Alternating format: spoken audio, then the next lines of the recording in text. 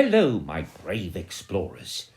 Have you ever heard about the city of London in England? I'd never been to London myself, but a few weeks ago I received an invitation in the post, and on it read, "Dear Brian the Brave, it is with great honour and pleasure that I extend this special invitation to you. You, who have shown immense bravery and embarked on daring adventures, are cordially invited to join His Majesty the King for an enchanting afternoon tea. This regal gathering will take place at 3 p.m. on the 15th of July at Buckingham Palace, where you will have the privilege of sharing your captivating tales with members of royalty." It was signed by the King himself. I had absolutely no idea how anyone in England might have known about my adventures, let alone the King. But one thing was certain, I was not going to miss this opportunity.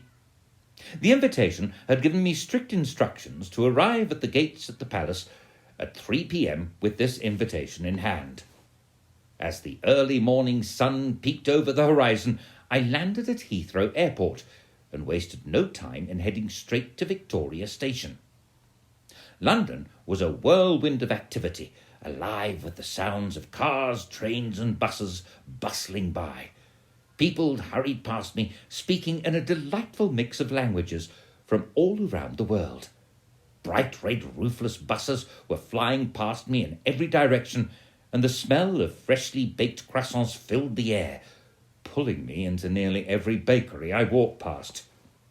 I had approximately 6 hours to explore London before my afternoon tea with the King, and there was so much to see and yet so little time. Just as I was pondering my next steps, I was welcomed with a typical downpour of London rain. But no amount of rain could dampen my adventurous spirit.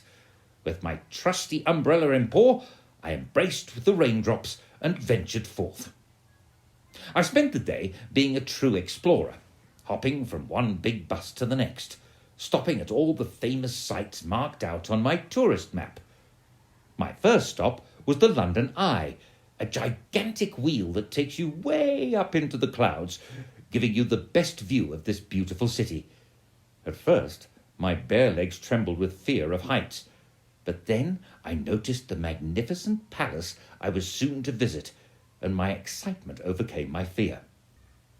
Next, I ventured to Trafalgar Square, where a magnificent lion statue stood tall and proud. Flocks of birds danced in the air above, while children ran circles below. I couldn't help but wonder what stories the lion and the birds would tell if they could speak. After a busy morning of exploring sights, riding in underground tubes and navigating through traffic, I decided it was time to wind down in Hyde Park, one of London's most famous parks. I got myself a delicious sandwich and settled on a bench next to a pond filled with ducks and geese. Wow, what a day it had been! I was exhausted, and it wasn't even 1 o'clock yet.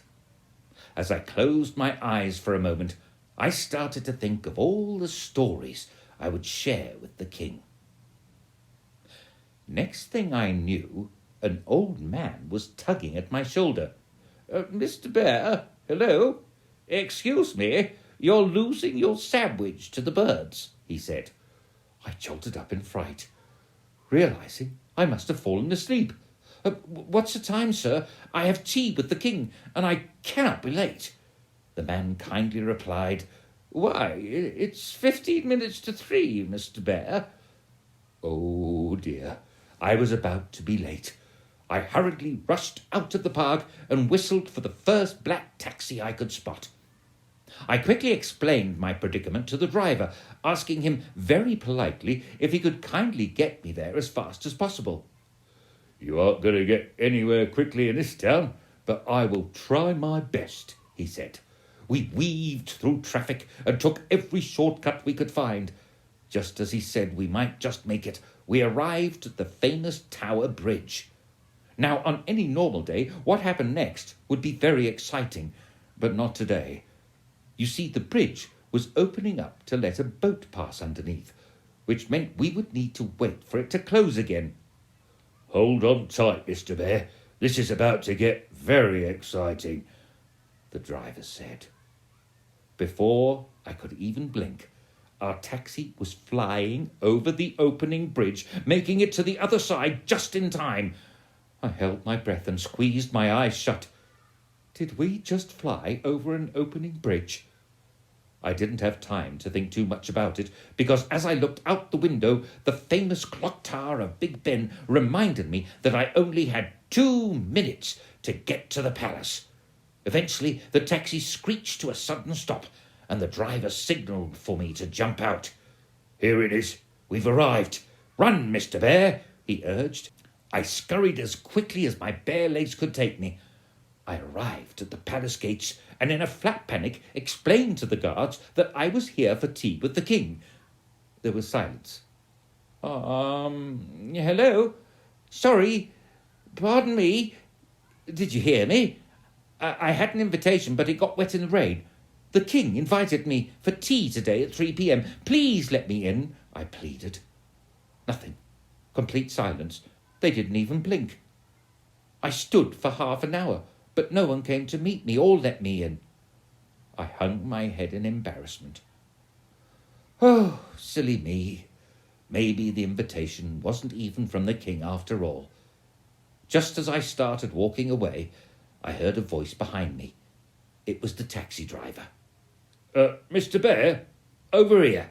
He signalled to a picnic spot opposite the palace. "I may not be the king, but I've some tea and cake, and I would love to hear all about your tales." And so we spent the afternoon sharing stories and eating cake. I quickly realised that I didn't need the king to make me feel special.